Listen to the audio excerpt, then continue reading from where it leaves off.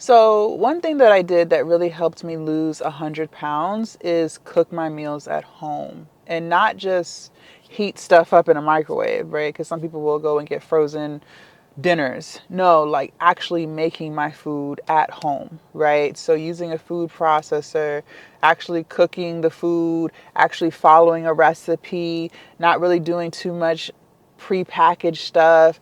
That's what really helped me lose the weight. And that's what taught me how to eat healthy in the first place so I could maintain that even after I finished losing the weight that I needed to lose.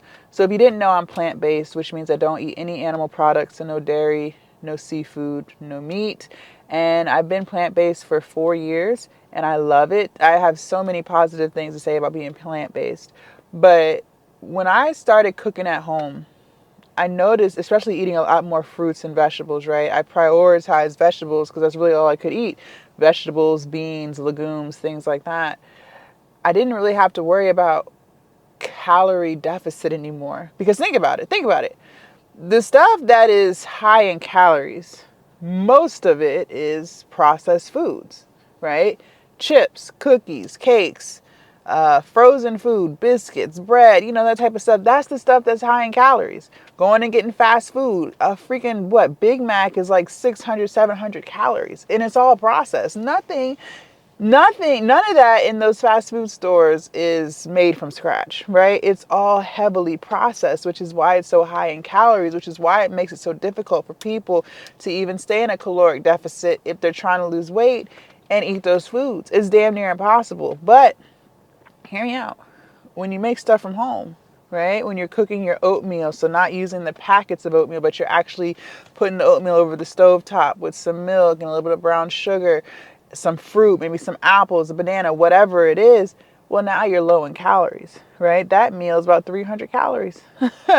Maybe you eat your lunch at home and you make you a stir fry, right? You do like a cup of rice. It's only like 200 calories and you load it with vegetables. So mushrooms and onions and bell peppers. Maybe you eat meat, so you throw in some chicken.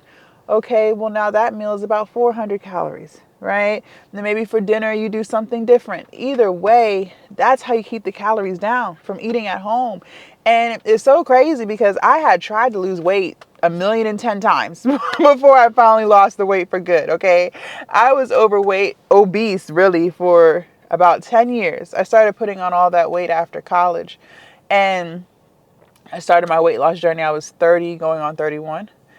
And for years, for a decade, I struggled with losing weight and keeping it off because I thought that once I lost a few pounds, I could go back to soda. I could go back to Chick-fil-A. I could go back to Ben and Jerry's ice cream, right? But it was those foods that would always fail me and force and make me gain weight again because I refused to stop eating processed foods. Now, I'm not sitting here saying that you can't indulge in something every now and again, right? I never want you to feel deprived or feel like you're suffering because you can't eat certain foods. But what I am going to say is this: life is give and take, okay? We can try to talk about balance all we want. Life is give and take. At our big age, we know that. In order to get something, you're going to have to give something up. In order for me to get a healthy body, I had to give up a lot of stuff, okay? I haven't had soda in years. Years. I haven't had no soda, so no Coke Zeros, none of that diet, none of it. Literally all I drink now is water and coffee.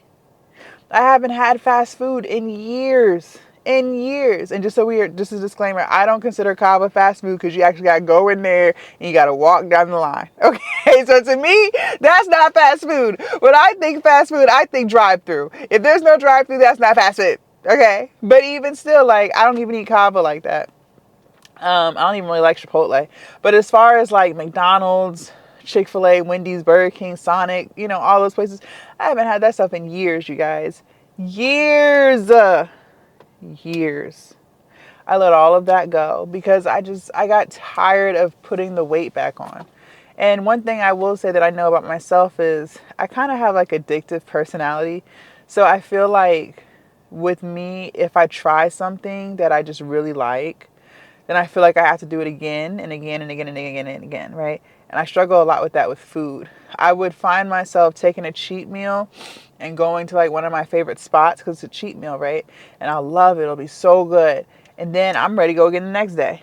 And then the next day, and then the next day, and the next day. And next thing you know, I've eaten a cheat meal every day for the past 2 weeks, and now I done put on a couple pounds, right?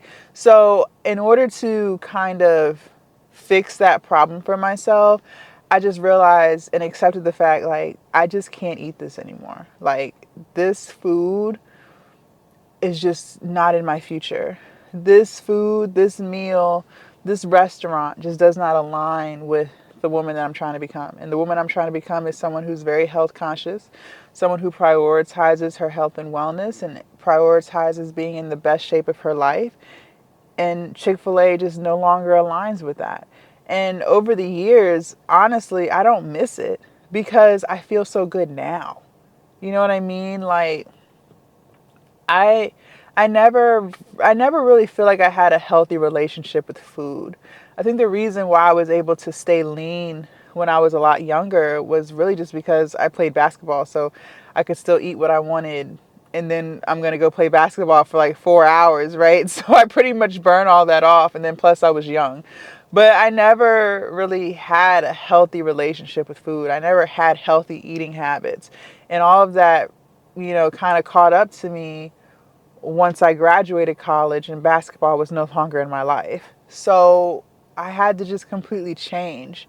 I had to accept, like, look, if you want to be lean, if you want to be healthy, if you want to be fit, this is just not it anymore. McDonald's got to go. Like, and I accepted that. Soda's got to go. This is not it. And soda used to break me out too. So I just realized, I'm just like, do I want a clear face or do I want acne all over my face? You know what I mean? And then you just accept it for what it is and you move on with life. But, eating at home, fixing your meals at home, eating less processed foods, like really trying your best to eliminate it. Now, there's still some processed foods that I eat every day. So I love non-dairy yogurt. So that's heavily processed, right? But I measure that out. Trying to think, soy milk, but that's full of protein. It is processed though, like it's not coming off of a plant. But other than that, I don't really eat anything else that's processed. So, and by doing that, it just allows me to, one, eat more food because I can have a whole mountain of vegetables and it's not even 100 calories. And then two, it makes me feel good. It gives me energy. It gives me fiber. It cleared up my skin. And then three, it keeps the weight off. So, sometimes you just got to get real with yourself and understand that the life that you want to live that's healthy, no diabetes, no high blood pressure, well, that life is going to require you to sacrifice. And you're going to have to sacrifice a lot of those foods that you just love, but are just not good for you. Leave a comment down below and let me know your thoughts. I cannot wait to read what you have to say. Also, make sure you subscribe to the channel if you haven't already. Do not forget to join the Patreon. The link is down below in my description. And I will see you in my next video. Bye.